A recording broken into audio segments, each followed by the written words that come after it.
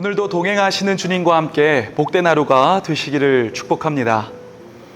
지난주에 셋째 아들이 다니고 있는 어린이집에서 페스티벌이 있어서 참석을 했는데 인상적인 모습을 보았습니다.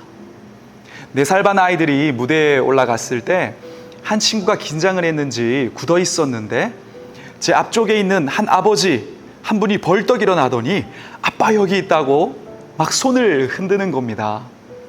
그런데 그때 그 아이가 그 모습을 보고 표정이 풀리기 시작하더니 음악이 나오니까 그 자리에서 막 뛰기 시작했습니다. 그걸 보면서 괜히 눈물이 핑 돌더라고요. 누가 나를 지켜보고 함께하고 있는지를 아는 확신, 이 확신은 우리 삶의 태도와 반응을 변화시킵니다. 오늘 본문에 등장하는 제자들이 바로 그랬습니다. 23절을 보면 베드로와 요한은 이제 예수의 이름으로 어떤 것도 말하지 말고 가르치지 말라는 위협을 받았습니다. 그리고 풀려났는데 그 길로 바로 동료 제자들을 찾아가 이 사실을 다 알립니다.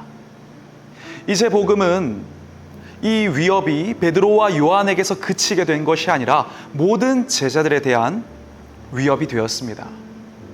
근데 그때 그 이야기를 듣게 된 제자들은 그 소식을 듣고 도망갈 길을 구하거나 타협점을 찾기 위한 토론을 시작하지 않았습니다. 놀랍게도 그들은 바로 그 순간 그 자리에서 약속이라도 한 듯이 한 마음으로 소리 높여 하나님께 기도하기 시작했습니다. 그리고 하나님을 간절하게 부르는데 그 하나님을 이렇게 부르며 고백합니다. 대주제여, 천지와 바다와 그 가운데 만물을 지은 이시오. 제자들은 심각한 위험에 빠졌습니다. 이제 복음 때문에 자신들의 목숨을 빼앗길 수도 있는 그런 상황이 되었습니다. 그런데 그들은 도망갈 길을 구하거나 그 자리에서 낙심하지 않았습니다. 왜냐하면 죽은 예수님을 부활하게 하신 하나님이 자신들을 지금도 붙들고 계심을 믿었기 때문입니다. 제자들이 하나님을 향해 고백한 대주제여라는 표현은 절대 주권으로 다스리시는 통치자여라는 의미입니다. 온 우주적 질서의 전권을 행하시는 하나님이 그들의 기도 대상이었습니다.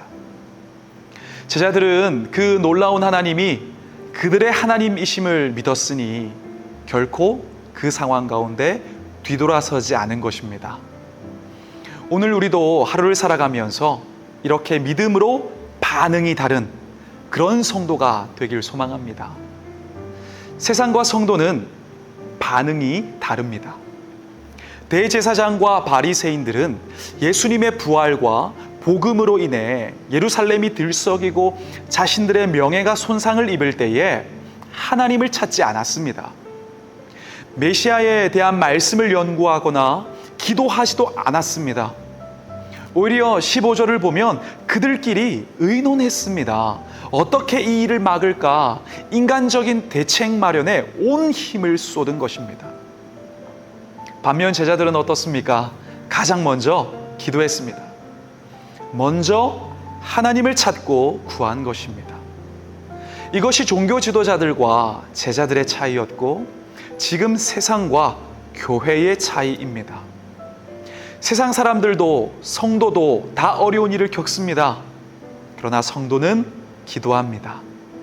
대주제이신 하나님께 기도합니다. 여러분, 오늘 하루를 시작할 때, 그리고 주어진 일을 시작하실 때, 혹은 힘든 어려움을 만날 때에 가장 먼저 하나님을 부르는 기도자가 되시기를 소망합니다.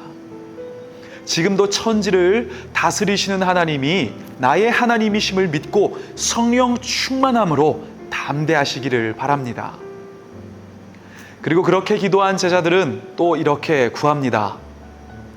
주여, 이제도 그들의 위협함을 굽어 보시옵고 또 종들로 하여금 담대히 하나님의 말씀을 전하게 하여 주시오며 손을 내밀어 병을 낫게 하시옵고 표적과 기사가 거룩한 종 예수의 이름으로 이루어지게 하옵소서 하더라.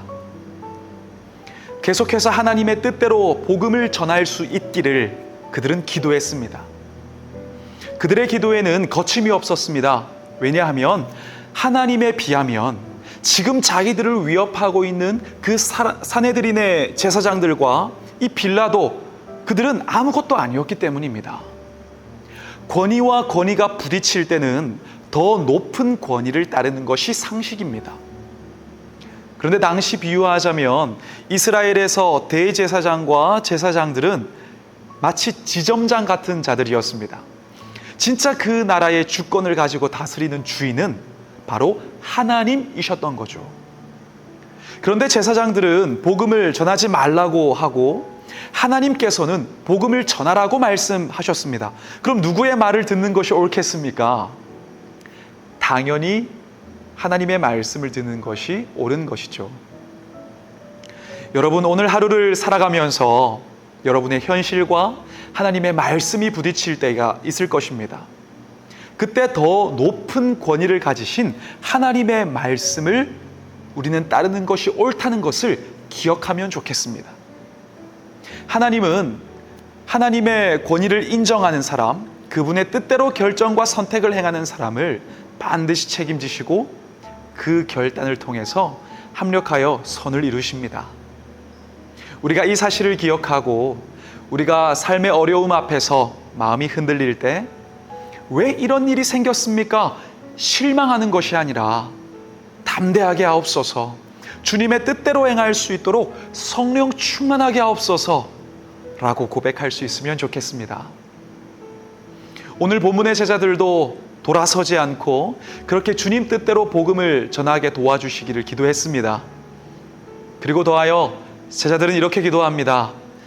손을 내밀어 병을 낫게 하시옵고 표적과 기사가 거룩한 종 예수의 이름으로 이루어지게 하옵소서 하더라.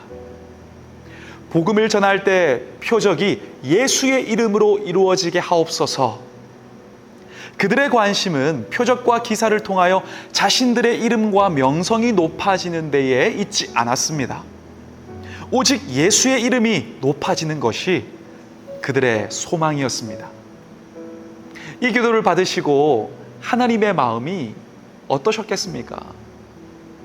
그래서 31절을 보면 하나님은 진동을 일으키셔서 그들에게 하나님의 임재를 함께하고 계심을 느끼게 해 주셨습니다. 오늘 저와 여러분도 나의 삶을 통해 예수님의 이름이 드러나기를 위하는 그런 선교적 결단으로 쉬운 길을 가는 것이 아니라 옳은 길을 걸어가는 그런 삶이 될 수 있기를 소망합니다. 어려움과 위기에서 뒤돌아서지 않고 대주제이신 최종 권위자 하나님의 뜻을 따를 때에 세상과 차이 나는 인생, 그래서 복된 인생, 그런 인생이 우리의 삶이 될 줄 믿습니다. 오늘 하루도 대주제이신 하나님께서 함께 하심을 기억하시면서 강하고 담대하게 성령님으로 충만하여 주의 길을 걸어가시는 그런 결단이 있는 하루가 되시기를 주의 이름으로 축복합니다. 기도하겠습니다. 사랑의 아버지 하나님, 오늘 하루 어떤 일이 있든지 우리의 삶을 살아가면서 가장 높은 권위에 계신 주님의 뜻을 따르게 하시고 그 일들을 통하여 결국 합력하여 선을 이루시는 놀라운 하나님이 나의 하나님이심을 기억하고 담대히 살아갈 수 있도록 우리와 함께 하시고 우리를 붙들어 주시옵소서. 예수 그리스도 이름으로 기도드립니다. 아멘. 나의 영원한 소망 예수님의 형상을 다